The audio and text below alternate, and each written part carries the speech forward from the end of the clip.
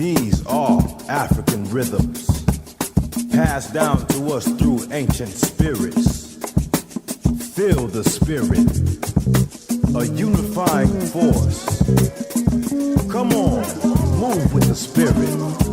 Stand up, clap your hands. Groove with the rhythms, get down. From WSNC 90.5 FM, a broadcasting service and NPR affiliate of Winston-Salem State University. Welcome to Africa World Now Project. I'm your host and producer, James Pope. Today, we revisit a program from the archive, Materializing Race with Charles W. Mills, who was Distinguished Professor of Philosophy at the City University of New York's Graduate Center. Africa World Now Project is next.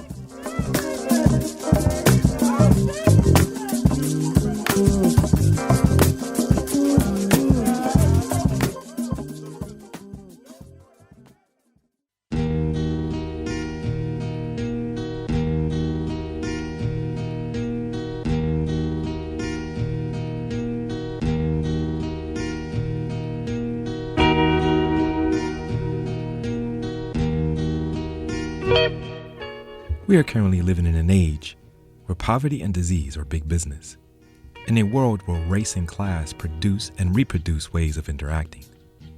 This process has found ways to attach itself to our very construction of individual and group realities, therefore entrenching conscious and unconscious acts of racism as being natural and/or universal occurrences. We live in a world where racial diversity is misunderstood and often replaced as ideological diversity. A constructed reality where the aspiration of power is imposed on old ideas of identity and reincorporated in new forms of marginalization. This holds true despite any claim of post this or post that is made by dominant discourse.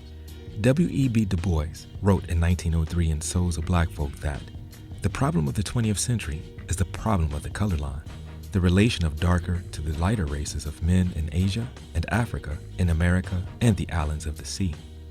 Today, in the 21st century, we are still confronted with this color line, which is exacerbated by the symbiotic relationship with the drive to secure material wealth at rates that often rival the height of the age of imperialism, where the total control of the continent of Africa as well as other resource-rich lands were dominant behavioral expressions of geopolitics. Prophetically, in his later writings, as W.E.B. Du Bois is known to do, expands or situates his conceptualization of the color line into being intimately linked with class formations. In the preface of the 1953 edition of the Souls of Black Folk, Du Bois argued that, I still think today as yesterday that the color line is a great problem of this century, but today I see more clearly than yesterday that back of the problem of race and color lies a greater problem which both obscures and implements it, and that is the fact that so many civilized persons are willing to live in comfort, even if the price of this is poverty and disease of the majority of their fellow men. And to maintain this privilege, men have waged war until today war tends to become universal and continuous, and the excuse for this war continues largely to be color and race. Often ignored by the sympathetic democratic rhetoric are the racialized consequences of mass poverty and the cultural displacement integral to the globalizing project of democratization, a euphemism for the unbridled proliferation of capitalism. In our lived experiences, powerful forces seek to reconfigure how race is lived on a daily basis. As old forms of accumulation by dispossession emerge and have increasingly impoverished much of the world's population, it has equally created new forms of political, economic, and social stratification.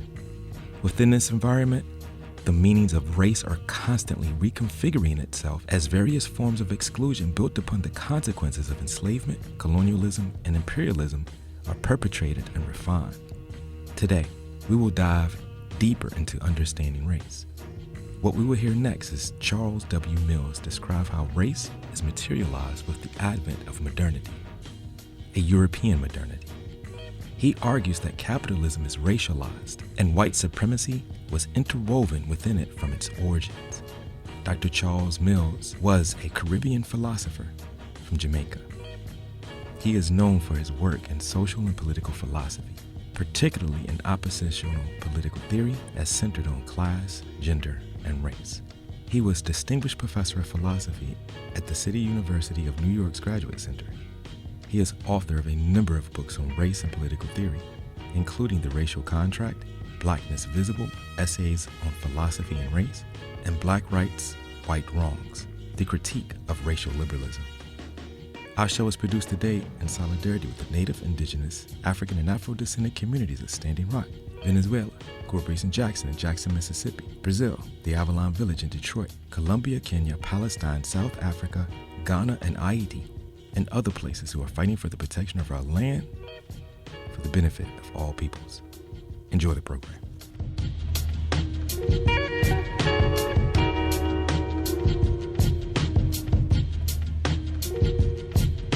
In case it's a bit puzzling, I'm not saying we should materialize race. I'm saying race is a ready material, and then the question is, how does one theorize this? And how does one theorize this in a framework where it makes sense to say some things are material and some things are not? So this is an attempt to sort of explain, if race is material in the first place, how could it be material? And then how would that be related to materialities of other kinds? Okay.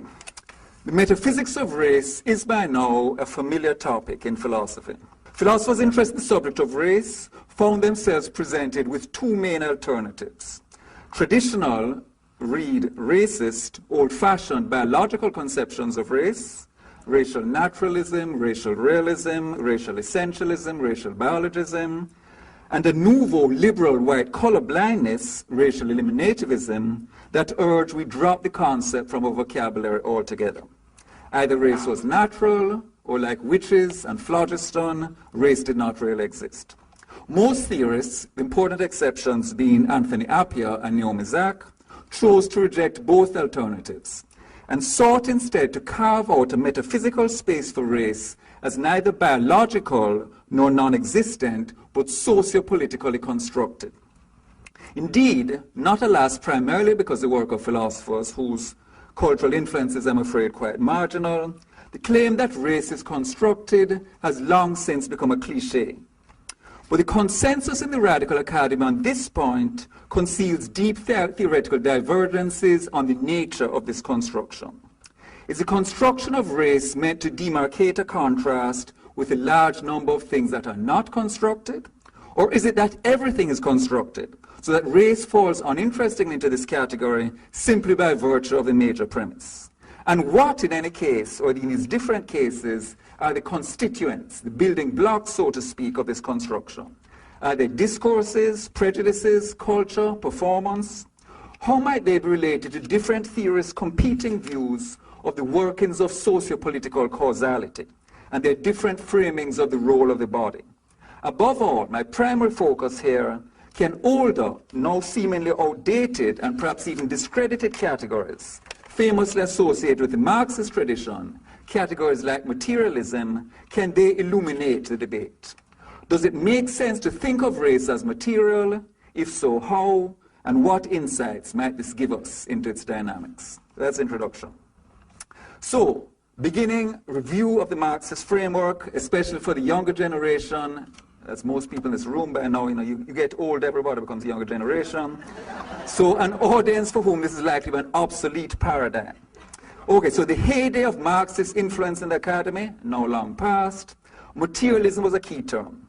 But with the rise of post-structuralism, it has largely disappeared from socio-political theory, except in the work of some feminist theorists such as Linda Martin Alcoff. Hey, coincidence, she's here, to whom we will return.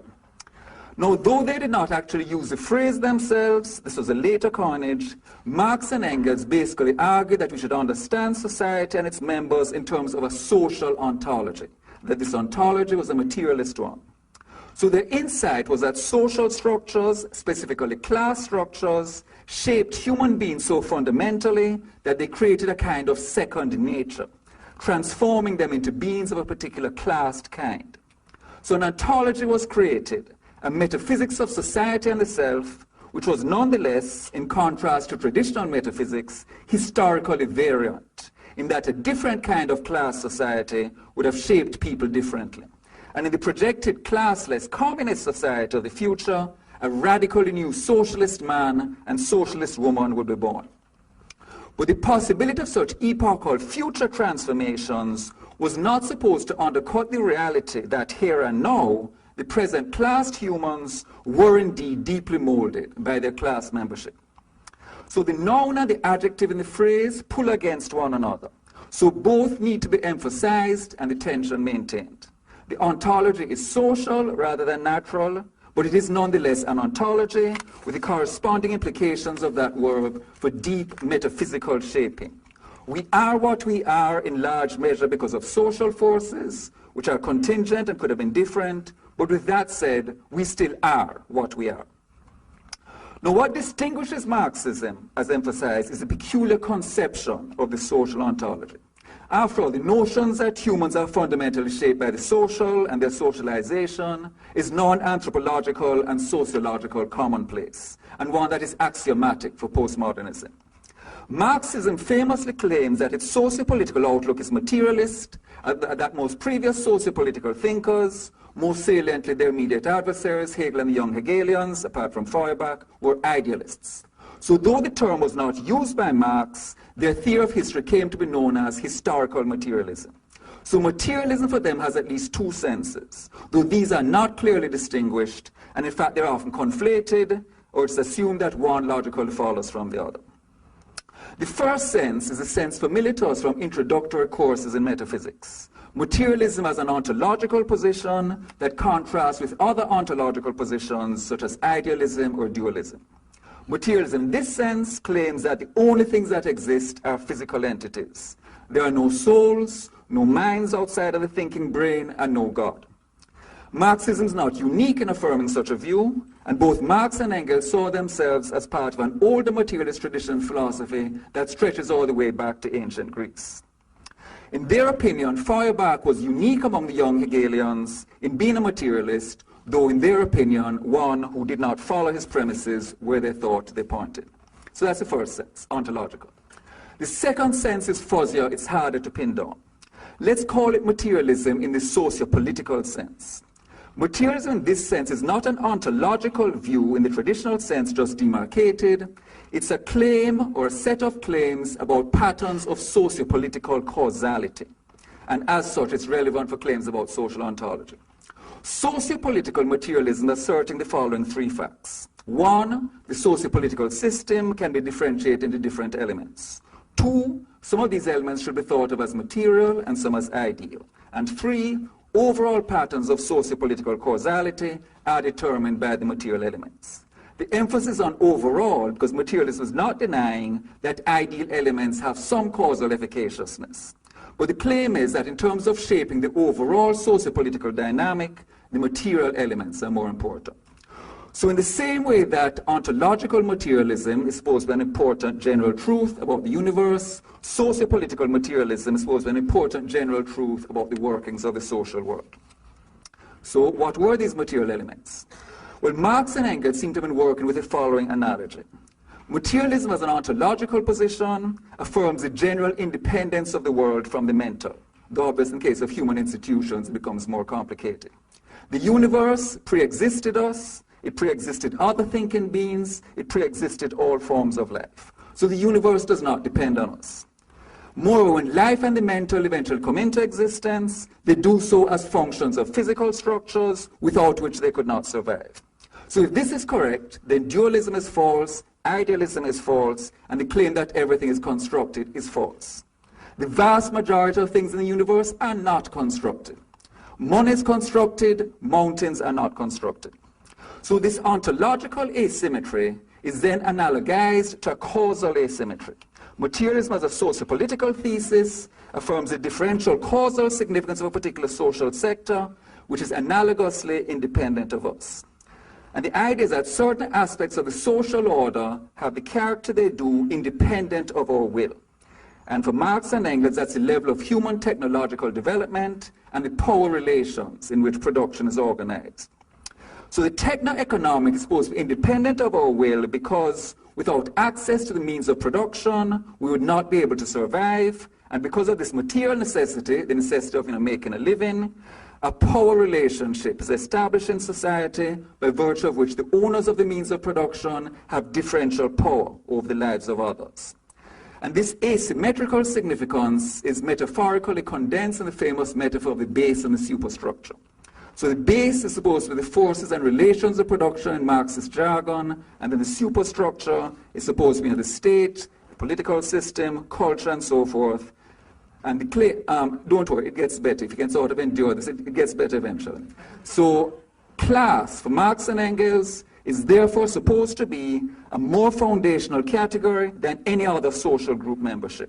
Class is material, part of the base, and the state, the legal system, morality, all of that is ideal.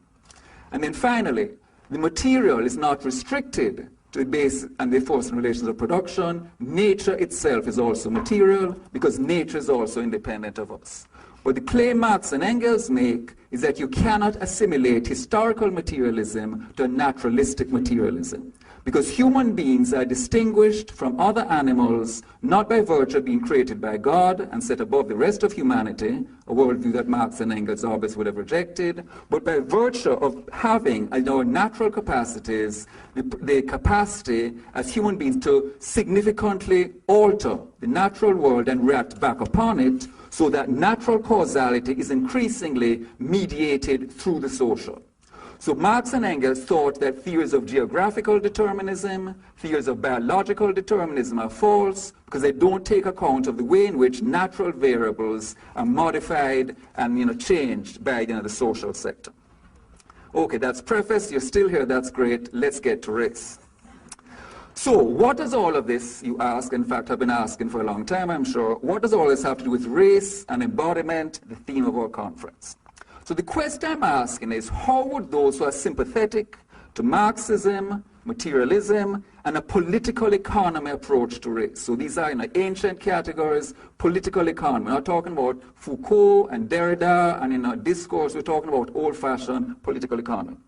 How would those sympathetic to Marxism approach race within such a framework and say, is it possible that the orthodox Marxist representation of race is mistaken, and it's not that class is the only thing that's material, but race could be material too? So at this point, I would like to introduce as a reference point the work of Linda Martin Olkoff, a participant in our conference. In her recent book, Visible Identities, Olkoff stakes out a theoretical position with which I'm in fundamental sympathy. And in a sense, what I'm trying to do here is to develop and extrapolate what I take to be her line of argument. Not, of course, that I expect you would necessarily agree with me in all the claims I'm going to make. For Linda, too, is trying to recuperate materialism for race and gender identities. So in the book, we find her rejecting orthodox Marxism's dismissal of identity politics, while simultaneously affirming the importance of Marxist class categories and the need to recognize that, quote, capitalism was a racial and gender system from its inception, so that the real challenge that identity politics must address is a need to articulate its precise relation to class, end quote. She's hostile, as virtually all feminist philosophers are, to a biologistic naturalism about gender, while simultaneously, as significantly fewer do, warning that, quote, post-structuralism threatens to deconstruct the feminist subject as well as the female subject, and rejecting Judith Butler's view that all is culture and performance. She repudiates, along with virtually everybody else, a class reductivist or naturalist materialism, while simultaneously, along with a smaller number of us, being emphatic on the need to reconstruct a new materialism that is not theoretically handicapped in these ways, which in the case of gender would be, quote, an analysis that maintains the central importance of the material reality of the sexed body. In sum, gender is both positional and material, end quote. So Linda is in agreement with classical Marxism and hostile to post-structuralist feminism on the importance of the material ideal distinction, while rejecting classical Marxism's restriction of materiality to class. Unlike those theorists who would say that material is either false, since in fact it is discourse that determines everything, or meaningless, since it's binary opposition, idealism versus materialism, is an artifact of a conceptual framework that needs to be transcended and abandoned, Linda wants to insist that materialism is meaningful and true. So the question I want to ask then is, what about race? Linda's self-consciously materialist counter-theorization of identity politics in her book, and what you could also call identity metaphysics, is focused more on gender than on race. But she does say in her chapter on mixed race that, quote, any materialist account of the self must take race into account, close quote.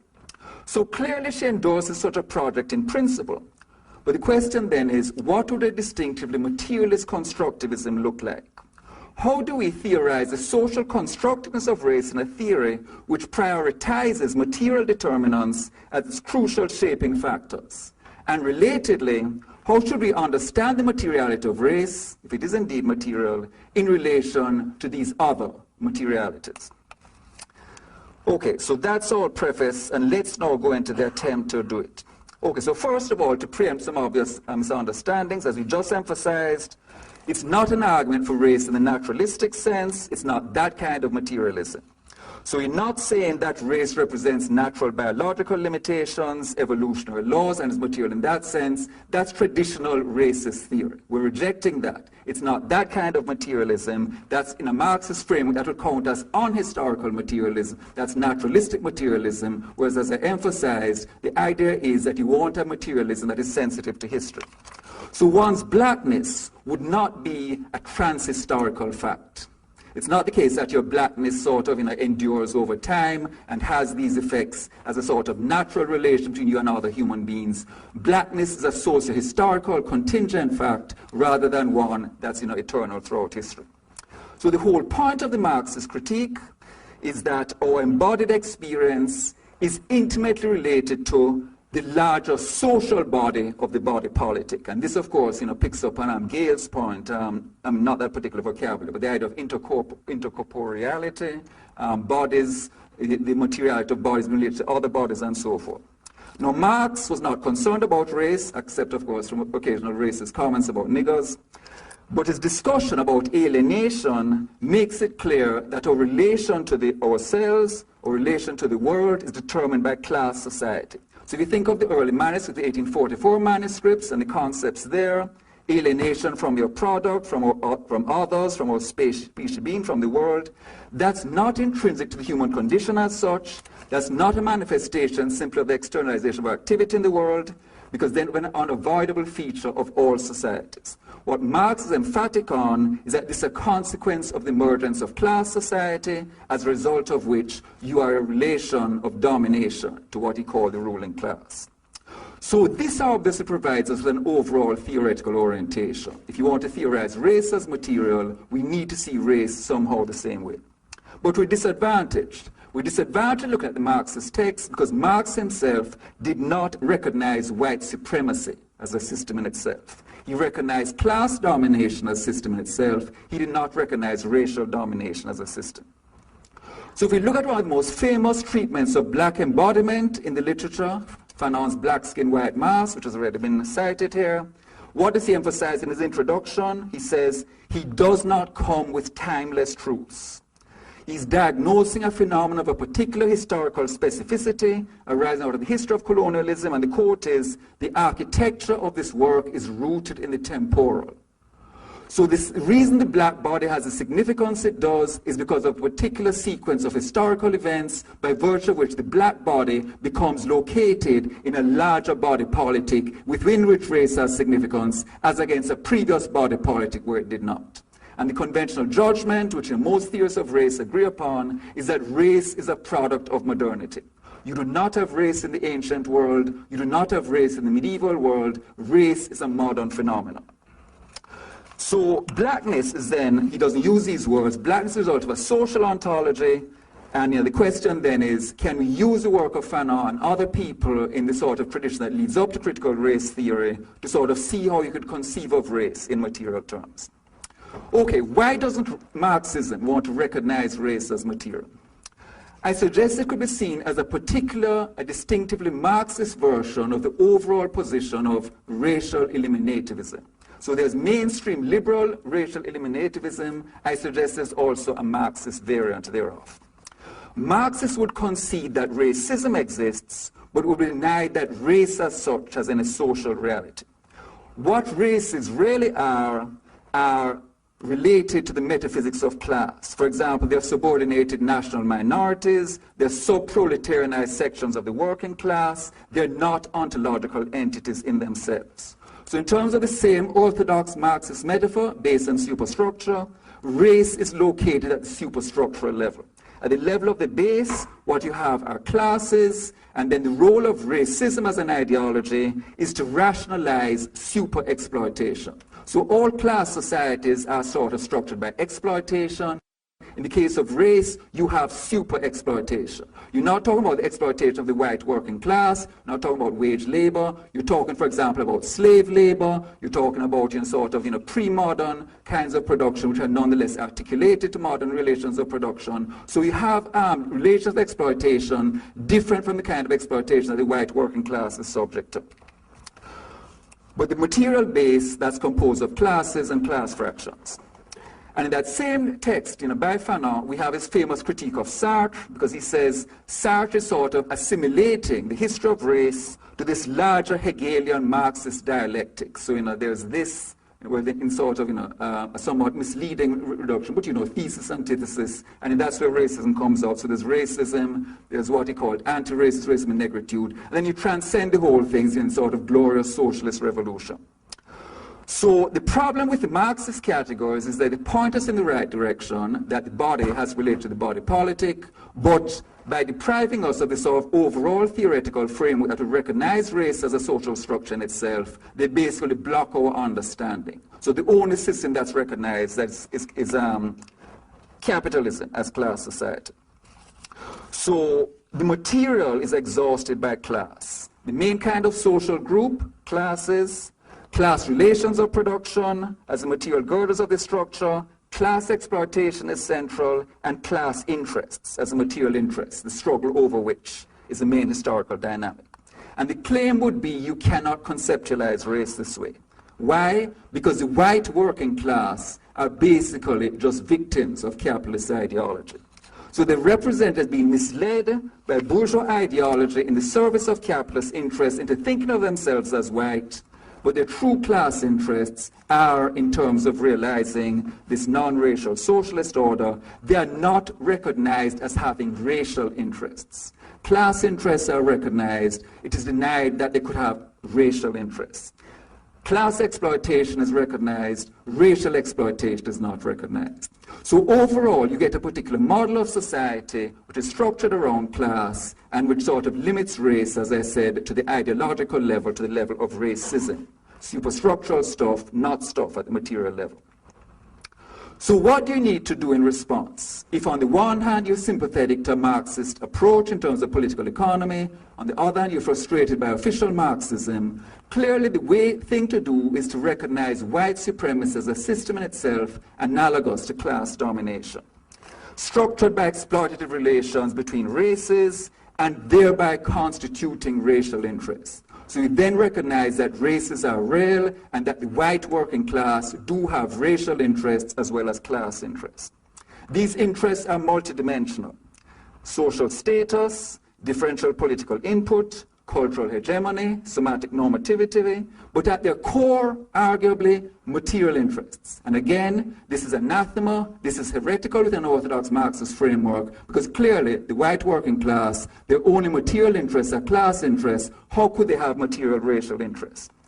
And the great advantage of the huge amount of work produced in critical race theory and critical white studies over the past 20 years or so is that you now have a literature on race and money and wealth, which is far more theoretical and sophisticated than the previous body of work. And a crucial text is a book that I'm sure many of you know by Melvin Alva and Thomas Shapiro, Black Wealth, White Wealth, which came out in '95. And they argued that the mistake people have been making all along in looking at prospects for racial equality were focusing narrow-mindedly on differences in median household incomes. So you look at the median white household, you look at the median black household. You say, for example, the median black household is making 50%, let's say in the 1940s, and then they're gradually inching upwards, 60%, 70%, they're making progress, blah, blah, blah. And what you need to look at is not just income, you need to look at wealth. If you look at wealth, you find...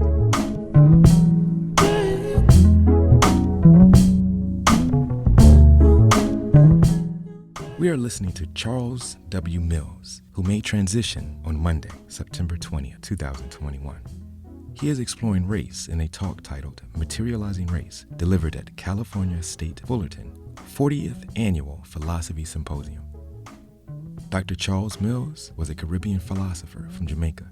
He was Distinguished Professor of Philosophy at the City University of New York's Graduate Center. He was author of a number of books on race and political theory, including The Racial Contract, Blackness Visible, Essays on Philosophy and Race, and Black Rights, White Wrongs, The Critique of Racial Liberalism. Continue to enjoy the program.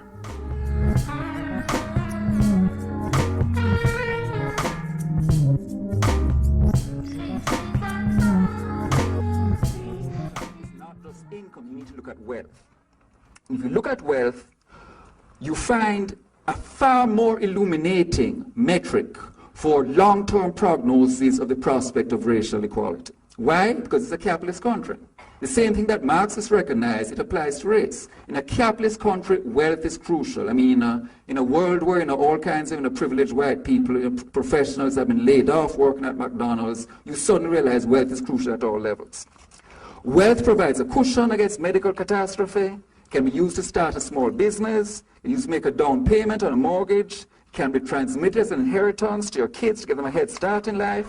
And the differentials in wealth between white and black households, they dwarf income differentials. The median white household has 10 times the wealth of the median black household. And you might think, well, okay, even if that's true, that's because it's been skewed by the multi-millions of the white elite at the top. Not true.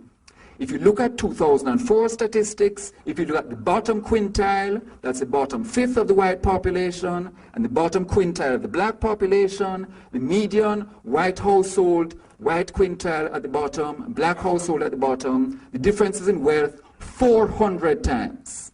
The bottom fifth of the white population, the median, has 400 times the wealth of the bottom fifth of the black population. So it's not just a difference that's at middle class and upper class levels. The difference in ratios, not in absolute numbers of course, but the difference in ratio is actually largest at the working class level. So what's the point of the critique? The critique is not that class is not material. It's not that the white working class are not exploited. The critique is that capitalism as it develops in the modern world is generally racialized, so that a kind of pure abstract capitalism, or the capitalism of Britain that Marx was analyzing in Capital, it was a racial system to which he had, there's stuff about the Irish, and some fleeting remarks about colonialism in India and slavery. But basically, the racial dimension of that capitalism was not faced. So that white supremacy as a system of advantage and disadvantage interlocks with capitalism from the start, and it means that white workers are both the victims of capitalist exploitation and they are the beneficiaries of racial exploitation. So the materiality of race can be cashed out, and this of course is an appropriate metaphor here, in terms of differential probabilities of material advantage and disadvantage for whites and people of color. Segregation, racial division of labor, job and housing discrimination, all these factors mean that a white worker has a better chance in society of getting ahead than a person of color. So it means that on this straightforward level, race is material in terms of differential probabilities of material success. You have to put it in terms of probability, because it's certainly not the case that every white worker is rich. I mean, obviously that's completely false. You're basically talking about expectations and life chances. And that's material in terms of what it links up with, the possibilities of wealth, the possibilities of a good life for yourself and your children, and so forth. Okay, so there's race as material in that sense. So let's now turn to another sense. So that sense is relatively uncontroversial. This sense is going to be more controversial. So again, let's return to Linda's work. In a section of chapter 6 of her book called Is Sex Like Race?, she points out a crucial difference between race and sex. There is no racial entity or physiological structure corresponding to the variable of reproductive role. And here I quote, "Gender identities in some variation seem to be, unlike race, historically ubiquitous, hardly recent, and based on a set of biological features with more morphological substance than biologically insignificant physical attributes such as skin color, the shape of the nose or eyes, or hair type, end quote. So gender is far older than race. Gender is embedded in the history of the species much more deeply than race. So Linda observes, in regard to race, it makes much more sense to look at the global political economy and the history of colonialism for an understanding of why and how skin shades gained such ontological significance in recent centuries, end quote. So she talks about political economy, she also talks about ontological significance, and the question then is, how do you sort of focus on the distinctive political economy of race and link that to these broader materialities of gender and class? So here's the approach I'm going to take. So again, for the, not that necessarily want to identify themselves as such, for the older among us, shall I say, not old, for the older in the audience, some people here at least will remember socialist feminism. Hands up. No, I won't ask that as an embarrassing question. Okay, so some people, without asking them to identify themselves, remember socialist feminism. So this was before the rise of post-structuralism, when Marxism was still seen as a live option. So what did socialist feminists say? They said that Marxist feminism, which is not the same for them as socialist feminism, Marxist feminism, sort of orthodox Engelsian feminist theory, and Engels has this famous book, The Origin of the Family, Private Property and the State, all kinds of deficiencies, nonetheless give him credit, major political thinker, one of the very few in the history of the Western tradition to write anything on gender, so give him credit for writing that book. So Marxist feminists were identified as those who accepted the orthodox Engelsian analysis, and they were what were also called radical feminists, who said there's a whole lot of gender subordination which is not captured by these categories in terms of rape, pornography, prostitution, and so forth. Socialist feminists said, let's bring these two bodies of theory together. So you'll reinforce the strengths of both and you'll correct for the weaknesses, and what you'll do, you'll try to theorize gender as material. So in the same sense that class is supposed to be part of the relations of production, gender is part of the relations of reproduction. So the materiality of class inheres in the fact that we need to appropriate the world to survive. The materiality of gender inheres in the fact that you need reproduction for the human race to survive. Women are the ones capable of having children. This does mean that women are the ones who should raise the children, but this is the biological fact about women, the biological and material fact upon which socio-political materiality then builds. So male power then means that you get a gender system organized around subordination of women, rationalized by the claim that since women are the ones who have the children, they're the ones who should raise the children. Okay, so you then get what socialist feminists called a dual systems theory. And that theory was that you need to theorize capitalism as capitalist patriarchy. So patriarchy is male domination, and the particular kind of male domination in the modern period intersects with capitalism, so it's a system of both class and gender. Okay, so from my perspective, obviously, this is great stuff, but it needs to be supplemented. You can't talk about a dual system, you need to talk about a triple system. You need to sort of incorporate race into these interlocking systems. But the problem then is, as Linda's quote points out, what is it in race that corresponds to the biological specificity in these other materialities? In the case of class, it's the material fact that as material beings, we need to eat to survive, we need to appropriate nature. If somebody else owns the means of production, we can't access them without that person, then we're in a power relation with respect to them. In the case of gender, it has to do with the fact that it's around half of the human race that has the genitalia that enables them to be one to bear the children, so you then get a system of patriarchy erected on that fact. But in the case of race, there's nothing inherent about skin color, facial features, hair texture that is linked up with the body in such a way as a class materiality is, as a gender materiality is. So in other words, even without class ideology, it will still be the case that we need to eat to survive. That's not a bourgeois fact, that's a fact. As material beings, we need to eat to survive, we need to sort of match our needs in all kinds of ways. Even without gender ideology, it would be the case that women are the ones who bear the children. That's not an artifact of sexist ideology, that's a biological fact about the human species. There's nothing in race that corresponds to that. It's not the case that you can say, even without racist ideology, blah, blah, blah, blah, blah. racial biological differentiation is completely superficial. There's nothing in it that has the deep significance of the human need to, eat, get shelter, blah, blah, to survive, or the fact that women are the one who have kids. So the challenge that is then posed is, what could it be that could make race material, given that there's nothing in the raced body that corresponds to this? And that's why you can see why the orthodox Marxist challenge has its plausibility. The orthodox Marxists will say, look, there's nothing to play the role of the relations of reproduction in the case of race. If you want to talk about slave labor, then you can just talk about that as in a particular kind of labor formation. So there's free wage labor, there's slave labor, those are class categories. If you want to talk about black workers not getting a fair chance at jobs in the capitalist market after emancipation, that's sub-proletarianized sections of the working class. Those aren't racial categories, those are class categories. So the claim would be that to the extent that race exists, it's just class in a different skin. So the challenge then is, if you want to sort of say, well, as orthodox Marxists, you're wrong, what could you point to say, well, this is how race is material? So my argument is going to be that we can develop the category of personhood in such a way that its material dimension is revealed, and that relations of personhood / sub-personhood could play the role for race of these other kinds of material factors, and would sort of complement the relations of production of orthodox Marxism, the relations of reproduction of socialist feminism. You'd also have, in addition to those two, relations of personhood / sub-personhood.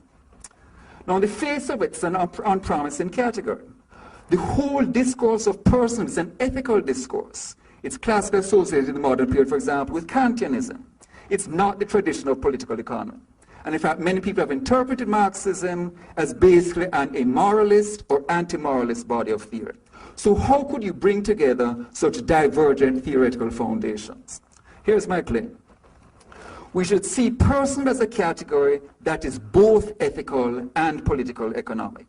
It is ethical in that it expresses the moral standing of human beings and intelligent aliens, of course, and the rights, freedoms, and duties they should have.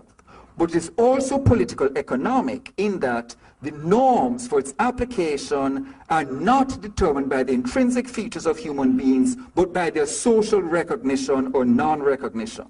In other words, even if all humans are persons, apart from the usual problem cases, like brain dead, they will not be recognized as such unless they have a certain status within the political economy. So the problem with the sort of orthodox mainstream philosophical narrative is that it fails to sort of make front and center how racially restricted the category of personhood was. It focuses on the Western experience, and it talks about populations who are class divided, but nonetheless recognized as human, who are gender divided, but nonetheless recognized as human, and it doesn't want to acknowledge the extent to which whiteness was a prerequisite for personhood.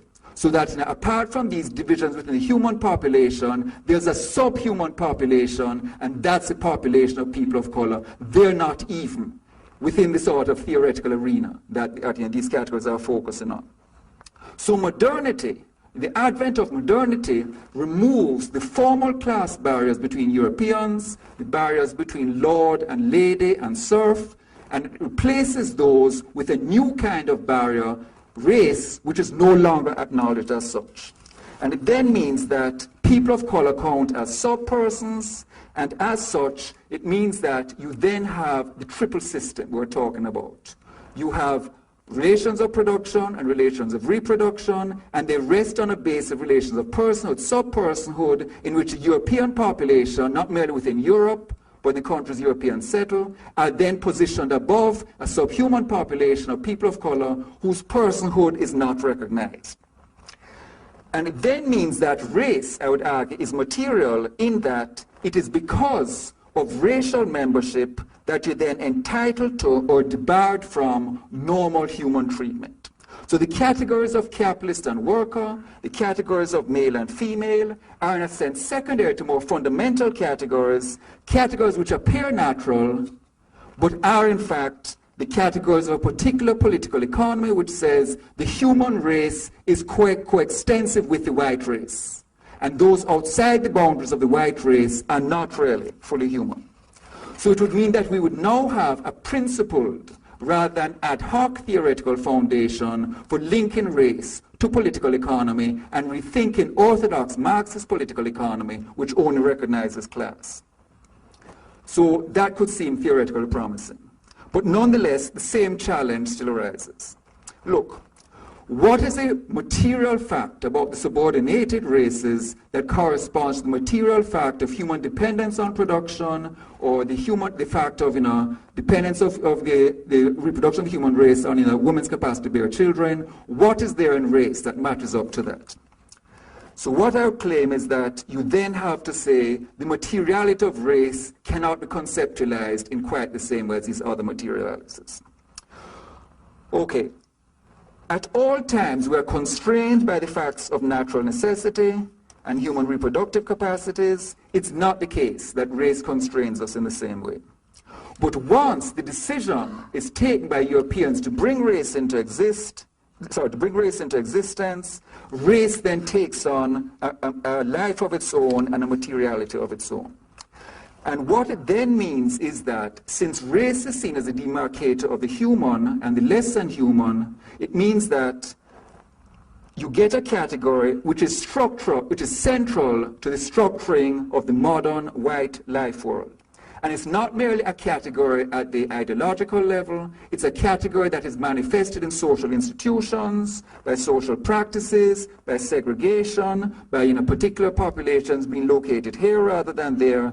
And bodies in this world now acquire an immense racialized significance insofar as the markers on these bodies bespeak their membership in the ranks of the fully human or outside the ranks of the fully human. So race, which is originally not material, is distinguished from class and gender in being a materiality that is brought into existence at a particular time period. So there's a fundamental difference between the materiality of race and these other materialities. That's one crucial difference. And the other crucial difference is in where this materiality inheres. So here I'm going to quote again from Linda, who's drawing here on Merleau-Ponty. The perceptual practices involved in racialization are then tacit, almost hidden from view, and thus almost immune from critical reflection. This account would explain both why racializing attributions are nearly impossible to discern and why they are resistant to alteration or erasure. Our experience of habitual perception is so attenuated as to skip the stage of conscious interpretation and intent, end quote. Very similarly, but drawing on a different tradition, the American pragmatist tradition rather than the French phenomenological tradition, Shannon Sullivan, in a recent book, Revealing Whiteness, talks about the role of unconscious habit in making race, where she characterizes habit as an organism's subconscious predisposition to transact with its physical, social, political, and natural worlds. The result is raced predispositions, racial habits whose consequence is that the world bodies us, the world inhabits us. So white privilege is then not just in the head, it is in the nose that smells, in the back, the neck and other muscles that imperceptibly tighten with anxiety. A person's psychological disposition toward the world can be found throughout her body, end of quote. The social ontology of a racialized body politic becomes incarnated in the bodies of its members, fleshed out in their reactive behaviors, incorporated in their perceptions and conceptions. Socialized from birth to discern race, the marker of full and diminished personhood, we learn to apprehend the world through a grid whose architecture has been shaped by blueprints, still functioning independent of our will and conscious intent, and resistant to a self-conscious redrawing. So this is where the materiality comes in. It's voluntary, it's not a decision that had to be made, but once it has been made, it then embeds itself, it then becomes resistant. And this resistance to sort of our will is how the materiality of race manifests itself. So Marx wrote that in class society, the human sense is becoming human, reflecting the alienation of the social order. A historical materialism sensitized to race would recognize similarly how material structures of white domination, originally created by human causality, now in reified and coercive ways blind the vision of the white eye. Racial demarcators trigger responses of which we are not even aware, shaping our views in processes completed in fractions of a second and largely immune to intervention at the conscious level. Our bodies, material, have learned to see other bodies, also material, through a socially originating but now material embedded apparatus originally established hundreds of years ago to differentiate full persons from those seen as less than full persons, and which continues to influence us today. Race is indeed material. If this analysis is plausible, it shows not just how historical materialism would need to be rethought, but how complex materiality is as a category, and how its different class, gender, race incarnations would have to be related to one another for any comprehensive anatomy of our individual and social bodies. Thank you.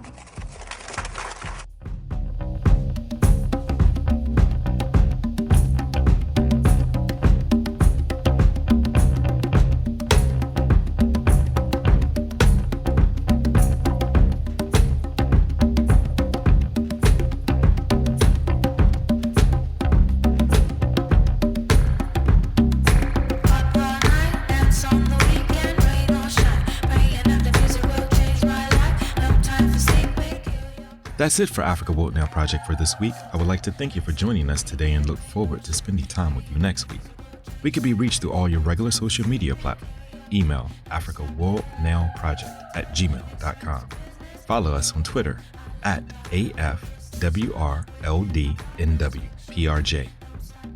Instagram @Africa World Now Project. Access to our other media platforms can be reached through the bios of our social media. I'm your host and producer, James Pope.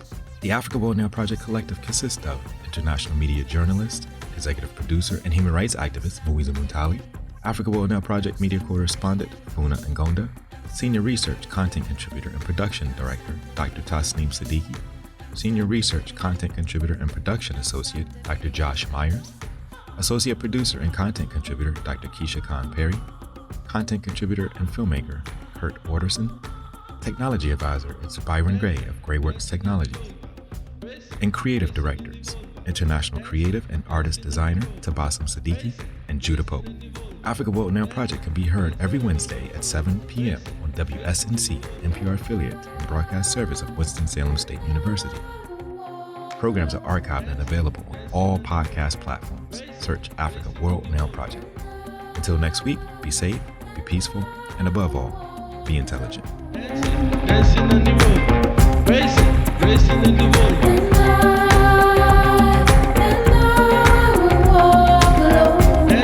Dancing on the road, racing in the world.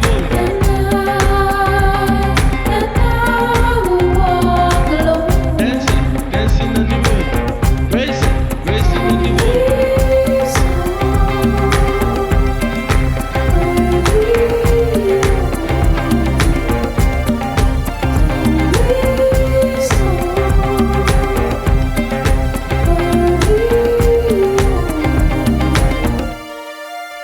I know you want to.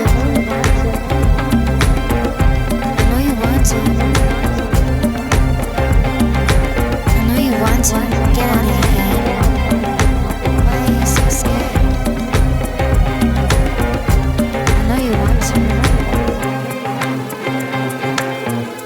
Tap on your tambourine. Tap on your tambourine. Tap on your tambourine. Tap on your tambourine. Tap on your tambourine.